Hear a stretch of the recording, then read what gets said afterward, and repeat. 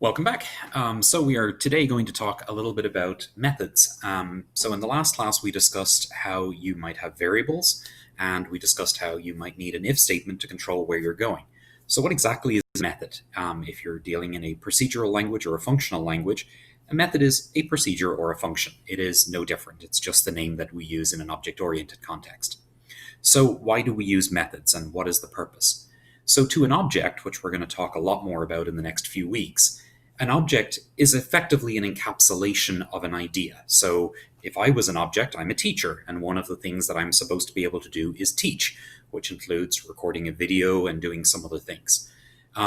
So as an object of a teacher, I would have a method called teach. And when that method is called, I will show up magically on your screen and I will record these cheesy videos. And hopefully you will learn some stuff from that because you, as a student, have a method called learn. And those two things are related somehow, and hopefully you get the general idea. So a object can certainly have more than one method because it turns out I am capable of doing more than one thing, mostly. So I may also have a method for eat, and I may have a method for speak, and I may have a method for dance. I don't have a method for dance, but I could. So methods are an encapsulation of a task that I am capable of doing, or a task that an object is capable of doing. When you execute a method or when you call a method, what you're doing is you're asking the object to execute a block of code effectively. And much like in the if statement where we said, if the guess is too low, then we want to do this, and if the guess is too high, then we want to do this, you could theoretically have a method for each of those things. So guess too low might print out, hey, that guess was too low, try something higher. Guess too high might print out, hey, that guess was too high, print something lower. And those could be methods. Those would be very, very simple methods because they would have basically one line of code, and that seems kind of crazy to do all of that work just for one line of code. But it does abstract the idea into a concrete block. So let's take this example outside of computer science for just a moment. If I told you that I wanted you to build a bridge, you would say, I don't know how to build bridges, unless you're an architecture or an structural engineer. But you know that basically there's some things that have to happen in order for a bridge to exist. So at some point, we're going to put some kind of supports that are going to be somewhere either on the edges or maybe in the middle if we can do something in the middle because it's shallow enough. And then there's going to be a road deck or a path that's going to go across that. And if those spans are larger than the structure on the two ends can really support, then we're going to need something pulling it up, which is why we might have a cable stay bridge where you've got cables that are pulling it up. So if I told you to go build a bridge, you wouldn't really know how to do that offhand, because I certainly don't know how to do that. I don't know all the details, like how many trucks of concrete do I need? How much rebar do I need? Where should I put those supports? Do they matter? Yeah, they matter, probably. So the best that I could do at that point is I could call methods that either I already know how to do or somebody else already knows how to do. So I don't know what the perfect mixture for concrete is. How much sand and how much concrete and how much water is appropriate if you're building the deck of a bridge? No clue. But somebody out there knows, and if I called their number or went to their website, I could probably talk to somebody in the concrete company and say, hey, I'm pouring a bridge, I need you to give me some concrete. At that point, I'm effectively calling a method on the object that is the concrete company. I'm saying, make concrete. There's probably another method called deliver concrete that takes in some kind of parameter that tells them when I want it delivered. I don't really have to understand the details of all of that. As a matter of fact, I don't want to understand the details. I have bigger problems that I have to go figure out on how to build my bridge. So a method allows me to call individual things inside of an object without having to understand the details of it. From the perspective of the concrete company, they don't want to have to keep reinventing the wheel. My guess is that when I say get concrete, what's really happening in the background is there's a question that asks, what am I using this concrete for? And then based on the answer to that question, which is probably done with an if statement, it will probably call a different object depending on the type of concrete that I need. Because the type of concrete that's in a bridge versus the type of concrete that's in a high-rise versus the type of concrete that goes in your driveway are probably different mixtures of concrete. So they don't want to have to keep figuring that out every single time that somebody calls, so they effectively would write a method for making concrete for a bridge, and a method for making concrete for a driveway, and a method for making concrete for a building, a high-rise building. And then once they have defined that, anybody in their workshop or in their warehouse or in their factory or whatever it happens to be should be able to just execute that method. They pull out the recipe and they say, I put in this much of this much of this, and this much of this. If you take this to an actual restaurant, then the recipe is a literal recipe. When you go to McDonald's and you order a Big Mac, what you get is exactly the same thing every time, theoretically. There should be a bun, there should be some meat, there should be some cheese, there's some lettuce and tomato. I think there's a song about this, but anyway. So all of the ingredients that are in there are the same every single time, and that's because there's a recipe or a method for making a Big Mac. So that's what a method is. Sometimes methods have output, sometimes they do not. So in the case of my concrete example, or in the case of my Big Mac example, the output is a Big Mac or some concrete, hopefully in the right order. If you order a Big Mac, you don't really want to get concrete, but that's not important right now. So theoretically, when you call it, you may get an answer back that is an actual response. Other times you may call it and you don't actually really get a response. So for example, if you have an hourly job, when you go and clock in, it usually doesn't really give you a response. You just clocked in, and it's expected that, boom, you're done. What would it tell you? The time that you clocked in? Well, you already know that. You have a watch. So some methods don't need to return anything. Some methods do need to return things. So that's the general concept of what a method is. You're going to use them all the time. There is no distinction between a function, a procedure, and a method as far as we're concerned in this class. You will later on in your career realize that functions and procedures are actually slightly different and have rules about how they interact with each other and whatnot, but that's not relevant to here. A method is going to be a function for the purposes of what we're doing here. So when you declare a method, you typically say what the return type of that method is going to be. And that's going to be usually one of the primitive types that we talked about in the previous slide, which are in the previous set of slides, which would be like an int or a short or a long or a double or a char or any of the primitive types. The return type could also be an object, which is something that we're going to deal a lot more with in a moment here in future slides. But it is the return from the method. In the case of McDonald's, make hamburger or make Big Mac returns a Big Mac, which is its own entity. All right, the next thing that you're going to have is you're going to have the name of the method, and that is make Big Mac in my previous example.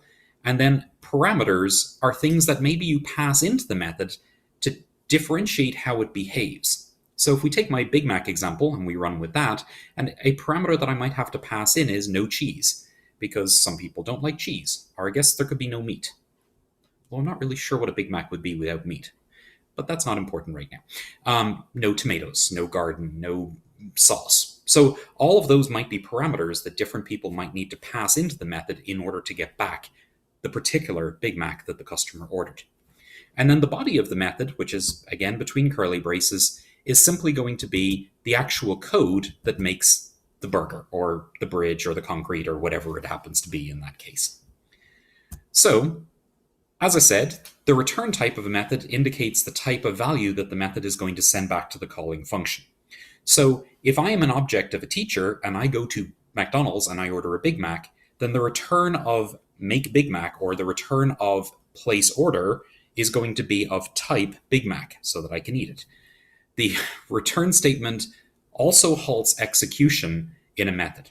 All right, so let's talk about that for just a moment. So there are two things that a return statement does inside of a method.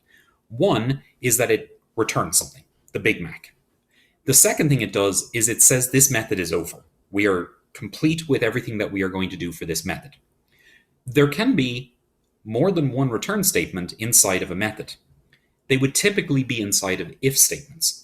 So, for example, if we go back to our guessing game that we've been writing in the other window, after they guess the right answer, there's no point in continuing to ask them for more guesses because they already got it right. Why are you still torturing them? So once they get it correct, you would probably want it to return because the game is over. You may also want it to return under some other circumstance. So for example, the guessing game may allow them to type in the number 0 if they just want to give up. And in that case, if we get a 0, then we would always return, regardless of whether they were right or not. So that would be a circumstance where there would be two different return statements inside of one method, one when they succeeded and one when they gave up, effectively. So the return statement, again, exits the method. It tells us that we are done and we are going to go back to the calling method and continue execution there. It does not end the program, it just ends the method. And then the second thing it does is it returns, as its name suggests, something, which you specify when you're declaring the method what it is that you want it to return. A method can also return nothing, as I mentioned, and in that case, the return type is going to be set to void. Void implies that, no, this method's not going to return anything. And again, examples of that are you're calling something that doesn't actually produce anything, it just does something in the background. It clocks in the fact that the person has clocked in for the beginning of their shift and clocked out at the end of their shift, but it doesn't really return anything beyond that. The return statement in code is simply the word return followed by whatever it is that you want to return. And in this case, the expression is going to be the object or the literal value or whatever it is that you're actually trying to return. So let's take a look at some pseudocode for that. Void method here. So this is going to print out a menu. And so we have method print menu. This would be of type void. We begin. We're going to print out, which again might be system.out.println, or it might be console.write. The various different choices, 1 for display result, 2 for add a number, 3 for delete a number, 4 for quit. It probably would then just return because it has done what it's going to do. In this case, it's not reading in the input or doing anything with it, and that's why it's a void method. There might be another method that reads in the user input and then decides what to actually execute based on that, which may be a different thing. All right, so this is the example in C and Java. The word void is the same in both cases. So it is void, the name of the method, followed by an open and close parenthesis. So regardless of whether you're passing any parameters into the method, there's always going to be an open and close parenthesis. That is what says to the compiler, this is a method, as opposed to this is a data type. So you could have like int print menu that returns an int. And without the parentheses, int print menu is just the declaration of a variable called print menu, which is of type int. So the parentheses are super important. They are what tell it, by the way, I am a method. There can be stuff inside of those parentheses, which would be the arguments that we're passing in, and we're going to talk about that in a little bit more detail later on. And then the last part is the block of code. So you're going to have a curly brace, the various different pieces of code that you want to execute, and then a closed curly brace at the end. And that is the definition of a method. Very simple. All right. So now we have a method here where we're going to read in an input from the user. And in this case, this is the continuation of the menu example that we had just a moment ago. We're going to have method get choice. It's going to begin. We're going to set the choice to 0 to start with, and then we're going to use a loop, which I'm going to talk about in just a second, to read in their input until they give us a number that's between 1 and 4. And then we're going to return the choice that they gave us, which is the user input here.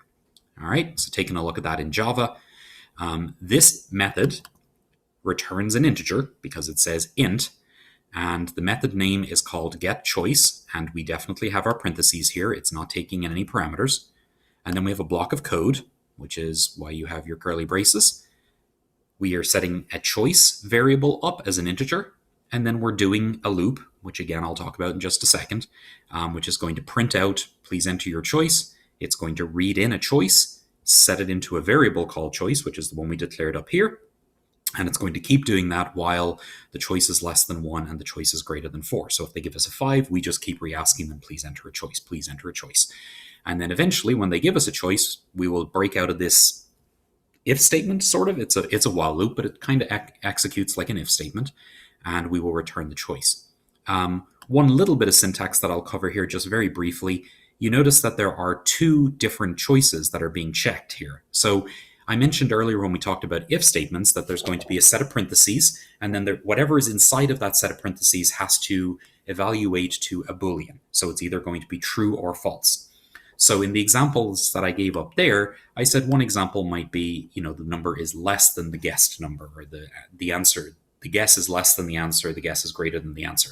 In this case, they're saying the choice is less than 1. but they're using an OR operator to look for two different choices in this case. So they're saying if the choice is less than 1 or the choice is greater than 4, then we have to keep going in the loop. That's effectively what this is doing. Again, this is kind of like an if statement. It's checking something to be true or false, and then depending on that, it's going to go back and do the loop again, is what a do loop does. There are a lot of parentheses in here, and you might wonder, why are these in here? They are necessary because they specify the order of operations inside of this block of code. So we want to check that the choice is less than 1 or the choice is greater than 4. So in the end, there's one set of parentheses that surround the entire block of code. And I am having the hardest time highlighting. There we go. Okay, so everything inside of those outer parentheses is the actual thing that has to evaluate to true or false. The way that an OR operator works is it evaluates the first thing, the thing on the left, which is choice less than 1. And then if it's true, we just move on and say it's true. Because in an OR operator, only one thing has to be true. You could have 17 different ORs in here. You could say if choice is less than 1, or choice is greater than 4, or choice is equal to 2, or choice is equal to 7, or whatever. You could have as many different ones as you want. You just keep putting the pipe character followed by another set of parentheses at the end here. The moment that the first thing is evaluated to true, it stops checking. Because again, for an OR statement, only one thing has to be true. Once you have found one true statement, the answer is true. You don't have to keep going. So in this case, it's checking, is the choice less than 1? So let's imagine that I type in the number 0. 0 is less than 1, so that ends up being true, and we are going to go around the loop again and do it again. If I type in the number 3, it's going to come in and say, is choice less than 1? Is 3 less than 1? The answer to that is no, that's false. Then it's going to check this, is 3 greater than 4? The answer to that is false. False or false is false. So very specifically with an OR statement, and we'll just talk about 2 parameters because it's the same whether there's 2 or 12 or 50. In 2 parameters, there are 4 possibilities. Either they gave me true or true, in which case it's true.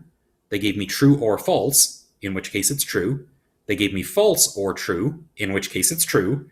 Or they gave me false or false. So if you look at it, the first 3 options, true, true, true, false, false, true, all return true because at least one thing is true.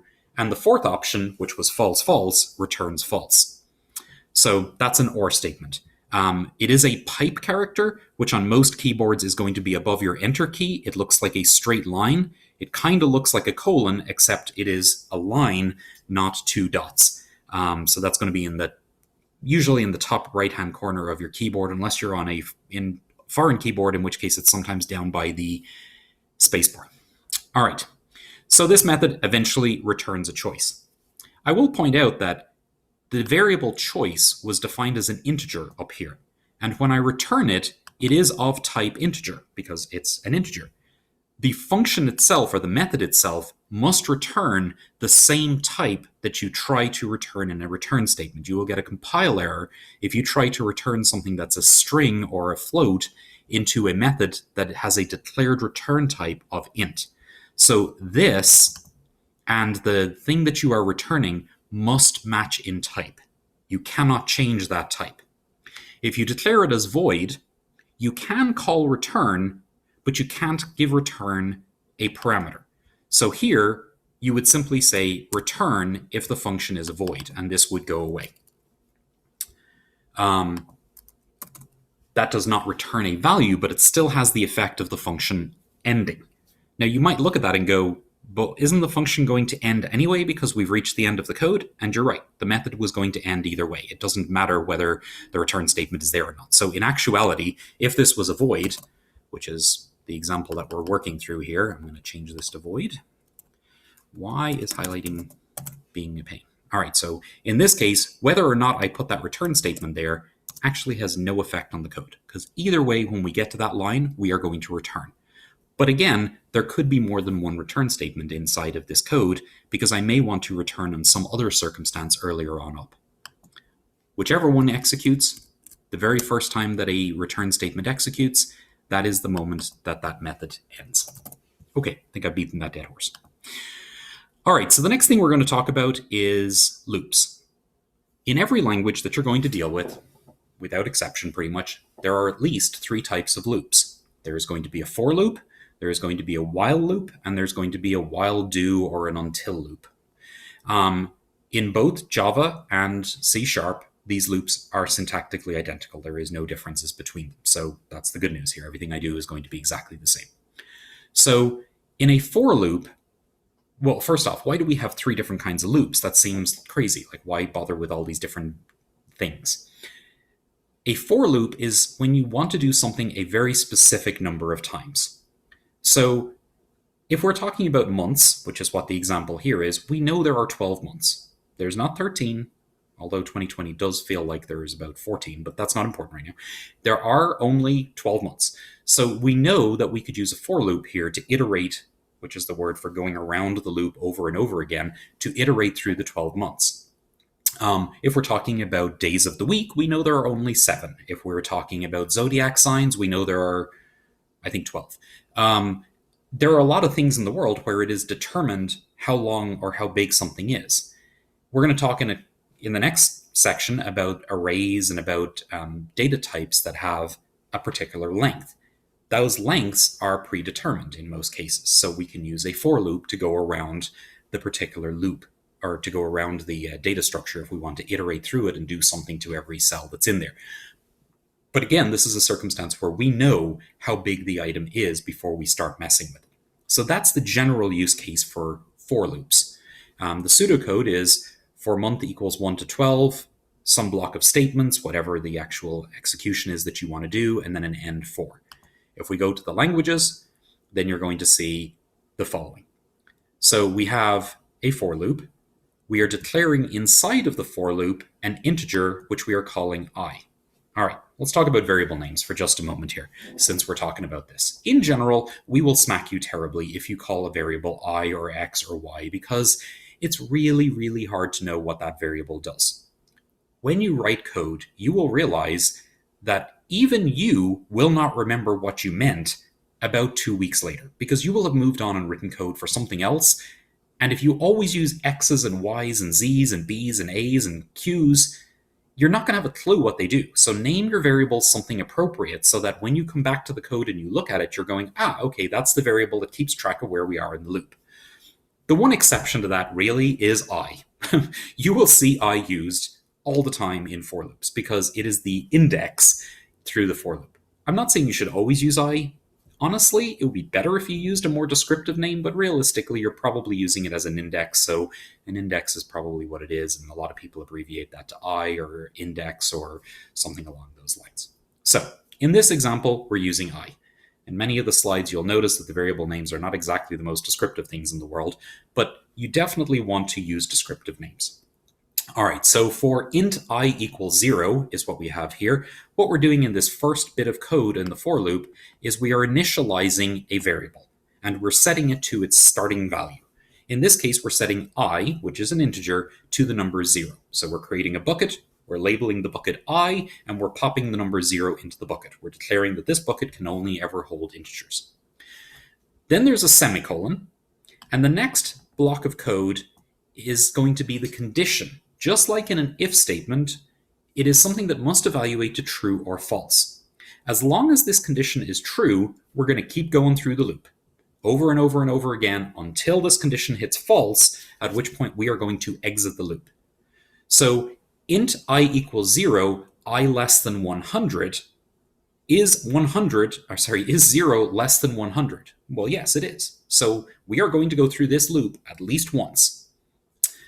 Then we have another semicolon, and then we have the third part of a for loop, which is the increment or decrement, where we change the value of I. In this case, we are saying I plus equals 2. And this is a syntax that you hopefully have seen before. It's a shortcut for saying I equals I plus 2. We are adding 2 to the value of I each time through the loop. So the first time through this loop, what's going to happen is I is equal to 0, and 0 is less than 100, so we're going to go into the curly braces, and we're going to do everything that's in between the curly braces, which tells us to add the number 0 to the sum variable, which is 0. So far, 0 is the answer. Very exciting stuff. Now we're going to go back up to the beginning of the for loop again. The second time through, we don't mess with the initialization. That never happens again. That's a one-time deal. What we do instead is we do the increment. So we add 2 to the 0, which brings us to I now being equal to 2. So we take the 0 out of the bucket, we put a 2 into the bucket, and then we reevaluate this statement. Is 2 less than 0? Less than 100. Yes, 2 is less than 100, so we go again and we do everything that's inside of the loop. So what we're going to do here is we're going to add the number 2 to our sum. If you remember correctly, our sum bucket had 0 in it a moment ago, so when we add 2 to 0, the sum bucket now has 2 in it. So at this moment in time, the I bucket and the sum bucket both have the number 2 in them. Cool. Let's move on to the next thing. So again, we come back up to the beginning of the loop, and we do the increment part. So I plus equals 2. I previously was 2, so we take that out of the bucket, and we put a 4 into the bucket because we're adding 2 to it. So the I variable is now 4. Is 4 less than 100? Yes, 4 is indeed less than 100. That's true. We're going to go through the loop again. So we're going to now add 4 to the bucket that's in the sum, or the bucket called sum. Sum is now equal to 6 because it used to have a 2 in there, and we just added a 4 to it. We go back around to the top of the loop. We're going to add 2 to the I variable. It was 4. It's now 6. 6 is still less than 100. We're going to add 6 to the bucket. Okay, so the question I'm going to ask you here is, how many times are we going to go through this loop? So clearly, I've just gone through it 3 times. How many? Was that 3 times? 1, 2, 4. No, 1, 2. Yeah, 0, 2, and 4 were the 3 times that we went through the loop. So 3 times. All right, so how many times is it actually going to go through this loop? Well, we have to kind of think about that for a moment to get to an answer. We know that I is going to be 0 at the beginning, then it's going to be 2, then it's going to be 4, then it's going to be 6, then it's going to be 8, it's going to be 10, 12, 14, 16, 18, and so on and so forth. Eventually, it's going to get to 98, which is still less than 100, and then on the next increment, it's going to go to 100. 100 is no longer less than 100. Equal is not the same, equal is not less than. So 100 is not less than 100. Therefore, the loop will exit at that point. And how many times will we have gone through the loop? The answer is 50. Because the values were 0, 2, 4, 6, 8, 10, 12, 14, 16, 18, 20, 22, 4, 6, 8, and so on, all the way up 96, 98, 100. But that is 50 times because we're incrementing by 2. If we had wanted to go through the loop 100 times, we would simply have changed this value to a 1. Instead of adding 2 to it each time through, we would add 1. Another way that we could do it 100 times is change this to a 200. That would have the effect of going 100, 102, 104, 106, 108, all the way up to 196, 198, 200, and then it'll exit at 200 if we change that to a 2. All right, so this is an example of a for loop. Again, a for loop is used when we know how many times we want to go through something. The other types of loops that we're going to deal with a lot in pretty much every language are while loops and while do loops. So in this case, we have repeat, some block of statements, and an until condition, which is either do or repeat when until a condition is true. So let's take a look at this in JavaScript and C#. So here we have do, and then we have a body of work, which is a set of statements that we wanted to execute when it's going through the loop. And then at the bottom, we have while, which is a conditional. And a conditional, again, just like in an if statement, is something that must evaluate to either true or false. So in this example, we're going to set I equals to 10 and the total equals to 0. And we are going to do total plus equals I, which again is total equals total plus whatever the value of I is. And then we're going to decrement I, which has the effect of subtracting 1 from I. This is the same as I equals I minus 1. So when you have a minus minus after a variable, you're decreasing it by 1. If you have a plus plus after a variable, you're increasing it by 1. If you have a plus equals, you're adding whatever the value is. So plus equals 1 is the same thing as plus plus. Minus equals 1 is the same thing as minus minus, and those are all equivalent to variable equals variable plus 1 or minus 1 or whatever. They're just shortcuts. So what we're doing is we're saying the total, which starts off as 0, is going to get added to it the value of I, which starts off as 10.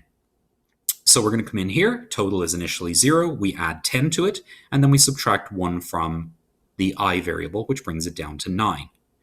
So then we come back up around. We check the while loop, or the while condition, while I is greater than 0. So is 9 greater than 0? And the answer is yes, 9 is greater than 0. So we go back up to the top of the loop and we do it again. We add 9 to the total, which will give us 19, and then we subtract 1 from the I, which brings it down to 8. Is I, which is 8, greater than 0? Yes, 8 is greater than 0. We go back up to the top of the loop. We add 8 to the previous answer of total, which was originally 10 plus 9 plus now 8, which is 27. And then we take 1 off of the 8, which brings it down to 7, and away we go again, and again, and again, and again. We keep going around and around this loop until I is equal to 0. Once I is equal to 0, 0 is no longer greater than 0, and the loop will end. As soon as this part evaluates to false, the loop will end. Okay, so a do-while loop is a loop that will execute at least once. That is the important part of that. When we start off at the beginning of the loop, we don't check any condition before we do the first trip through the loop. So everything that's inside of these curly braces is going to happen at least once when you do a do-while loop.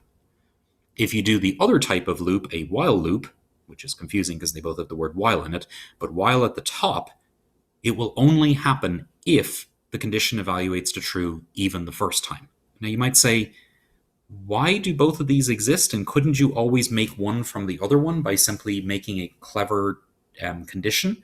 And the answer is yes, you absolutely could make some code that checks whether or not something is true before by putting an if statement in the top of a do. Why would you do that? Just use the while, because they're just easier to use. So that's why both of them are there. It's just a syntactical thing, because there are circumstances where you want to do the loop at least once and then decide if you want to continue, and there are other circumstances where you want to check first and then go through the loop if necessary. All right, and at the end, this just prints out a total.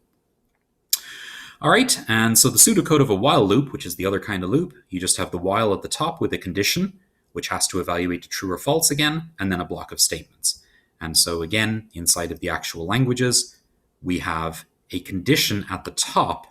Instead of just the word do, we have while condition, and then we have curly braces. There is also no ending to this, so we don't have to say another while down here. It is incorrect to have a while at the top and the bottom of the loop. You can only have one or the other.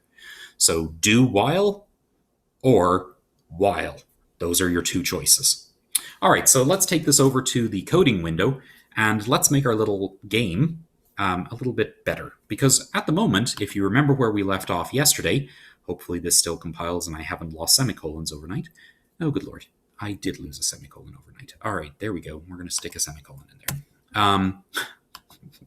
All right, so you will remember our very exciting game, which has a hard-coded answer at the top, which is 6, asks me to enter in a guess. So I typed in the number 8, and it says, you guessed too high. So what we're going to do is, instead of just asking once, we're going to wrap this in a loop.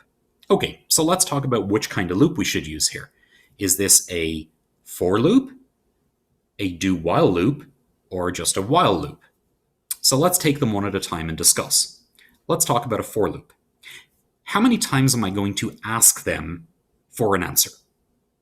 So there may be, depending on what we want the game to do, it may be that I only want to give them 3 choices, 3 attempts at getting the right answer. And if that was the case, a for loop would be a fine choice. We could say for I equals 0, I less than 3, I plus plus, and then do this block of code that asks them to guess. They will get 3 choices.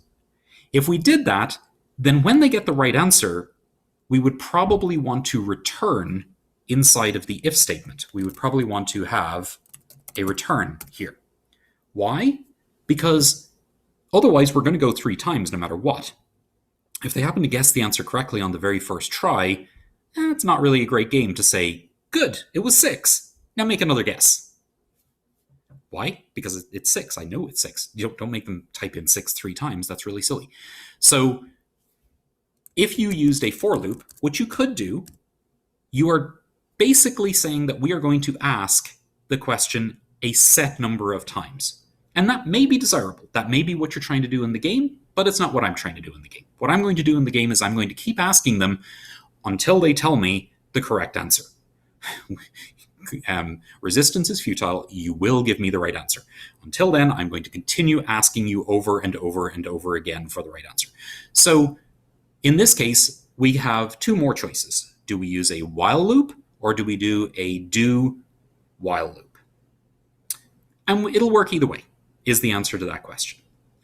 Probably you would use a do while loop because you're going to want to ask them at least once and then again if they get it wrong, versus I want to see if they were wrong, which they haven't answered anything yet, so why would I see that? And then ask the question. So a do while loop is probably what we want here. So what we're going to do is we're going to take our block of code where we say please enter your guess, which begins up here. And what I'm going to do is I'm simply going to say do. I'm going to put in a curly brace.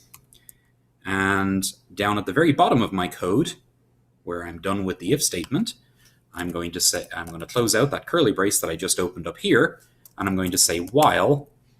And what we're going to do is we're going to make a variable that says whether they were correct or not. So I'm going to say while correct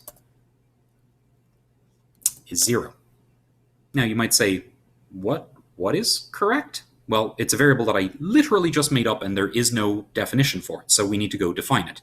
So before we go into the loop, I'm going to simply say int correct equals 0. Because so far they are not correct. They have not made a guess.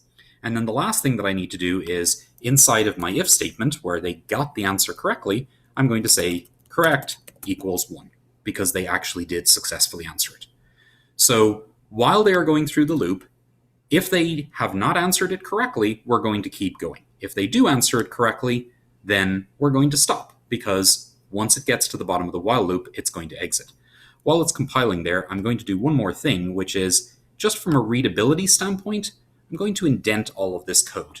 In this IDE, if you highlight code and you hit the tab button, it'll indent everything that's currently highlighted. Everything between those two curly braces is something that's happening in the do loop. And so visually you can see now that the do loop encompasses all of these statements. It's just a lot cleaner to read. All right, so it has compiled over here. It says enter your guess. I'm going to say 8, and it says you guessed 8. You guessed too high. We are done with the if statement. That's a very useless statement. Please enter your guess. So it asks for another one. I'm going to say 3. It says that was too low. I'm going to say 5. It says that was too low. I'm going to say 6. And it says you guessed correctly, and notice we are done. We have exited because the while is now correct. So this is a very common situation where I'm going to set a variable, which is effectively a flag, that says, yes, we are done, or no, we are not done. And that's what my correct variable is. It is just something that determines, or that I'm using within my code to decide, yes, do I need to keep going, or no, do I not need to keep going? I could have done that with a Boolean. I could have set it to true and false with a Boolean, and that would have been fine as well. All right, so continuing with this little example, we've now covered the various types of loops. I'm going to change this from a do while loop to just a while loop. And in actuality, the code wouldn't really change very much at all. As a matter of fact, I would pretty much just take this block of code and I would move it in place of the do. And I would take out that rogue semicolon. There is one difference there, which is that the do while loop, the semicolon comes at the end. You do not put a semicolon here because that is not the end of the statement. The statement is inclusive of the curly braces. All right, so if I run this block of code, it will actually work exactly the same. Nothing has changed because in this case, correct is 0, which is not true, and then we go in and we check is correct 0. It's an extra step, which isn't really necessary. I'm checking before I start whether they've already given me the correct answer. We know they haven't because we're just starting, so why am I doing that?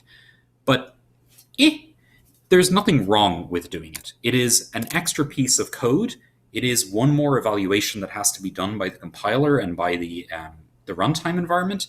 So it does technically slow you down by some very tiny fraction of a millisecond. So is it better to do the do while loop? Yes, it is. Technically, it is slightly better. But in all of the sins that you could commit in coding, doing a while loop versus a do while loop, logically, if it breaks something, then that's bad. But as long as you write the if statement correct, or the conditions correctly, it really doesn't matter which one you use. Okay, hopefully that makes sense to you. All right, so we're going to take this example that we've done, and we're going to talk through a couple of things in here just to reiterate. I said in the previous slide that I could take out all of these curly braces, because if the if statement only has one statement of code between the if and the next if, then there's no reason for the curly braces. And it is valid to remove them. As I say, you should probably just get in the habit of putting them in there, but they could absolutely be removed. This, you are done with the if, was just a debugging statement, so I'm going to take that out and just clean things up a little bit. And then the next thing I'm going to do is I'm going to break this up into a function, or sorry, into a method. Because right now, everything is happening in a single method. In this block of code, we import the Java scanner, we open a class called main, and we have one method in main, which is called main. And as you know, the main method in Java is the method that is called when the program executes, and that's what we're doing here. But I don't like putting all of my code in main. That's not really very great.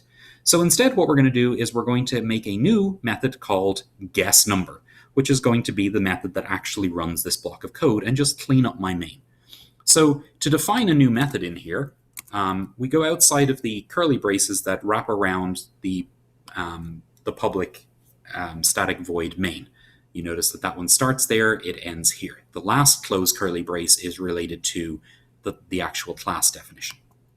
All right, and so down here we're going to say public static void guess number, and it's going to take in an answer.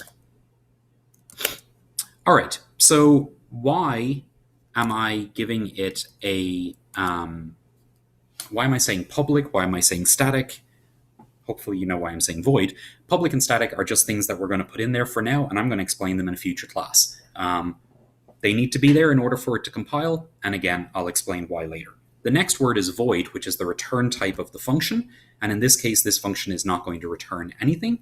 And the answer is what I'm passing in as a variable. I don't know why I'm passing that in as a variable, because in reality, oh yeah, the answer, sorry. This is the variable that holds the actual correct answer, because it has to know, our method has to know when they are correct.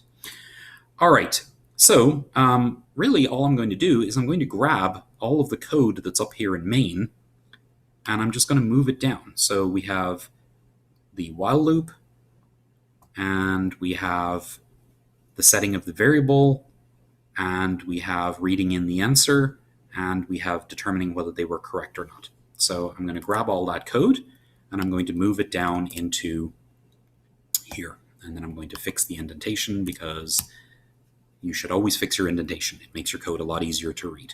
So when I say indentation, what I mean there is all of the things that are related to each other should be in a straight vertical line.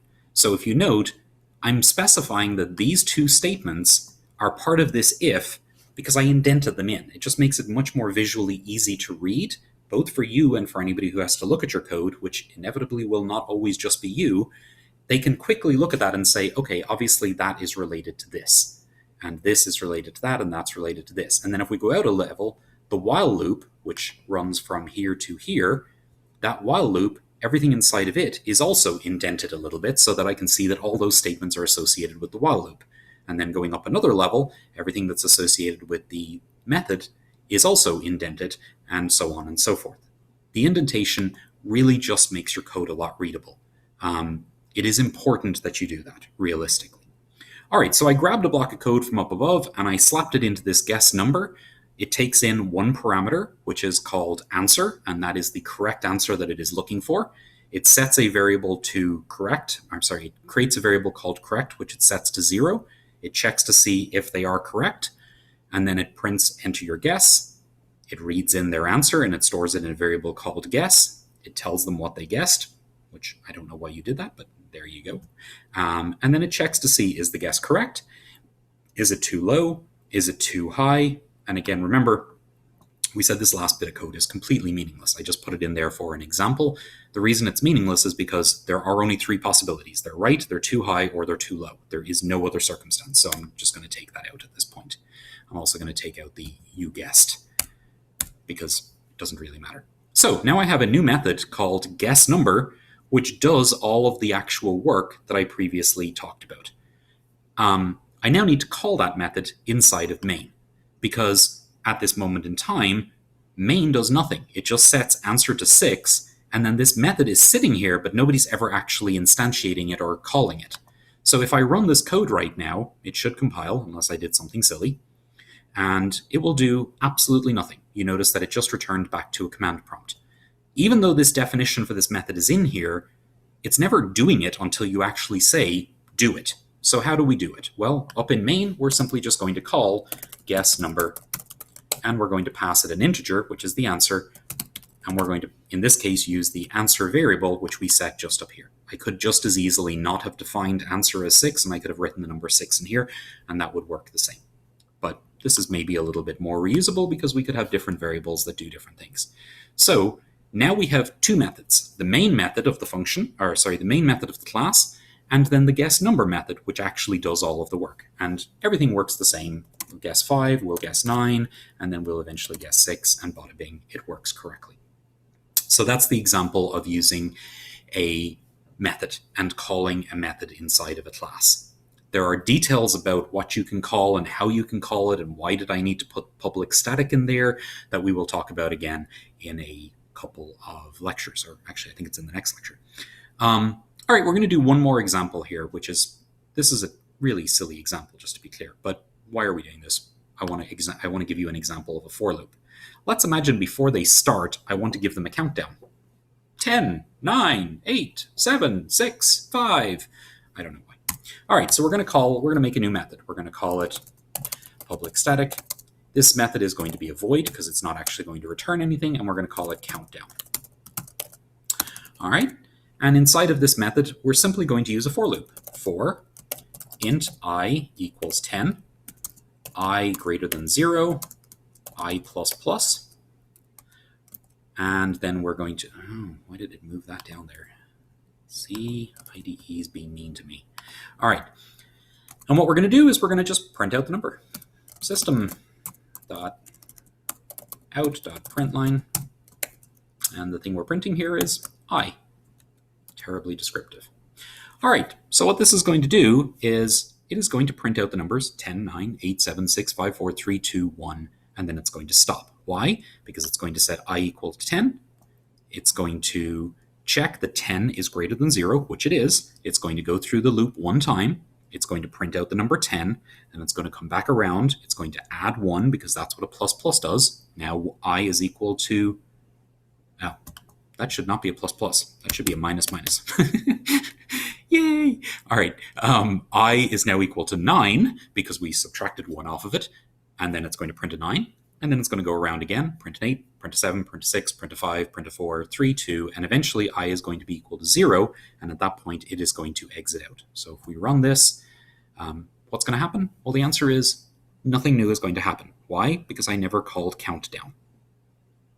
It just goes straight into guess. In my main function, I simply call guess number. So this block of code, while syntactically correct and compiled, is never being called. So we need to fix that. We'll make a guess first. There it is. Great. And before I go into my guessing game, I'm going to do a countdown.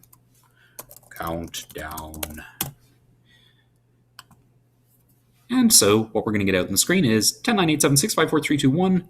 Enter your guess. Ta-da! This is a for loop. This is a very, very silly example of a for loop, but it is a for loop. If we had wanted it to count up, what would we change? Well, we would simply set I equal to 0. I'll make a count up function, which we won't call. Or method, sorry. I'm going to just keep using the word method. All right, we're going to set, this is going to be count up. I'm going to set I equal to 0. I less than 10. I plus plus. And instead of counting down, I'm going to count up. And now the thing that's going to happen is it is going to say 0, 1, 2, 3, 4, 5, 6, 7, 8, 9. Now you might be surprised by that.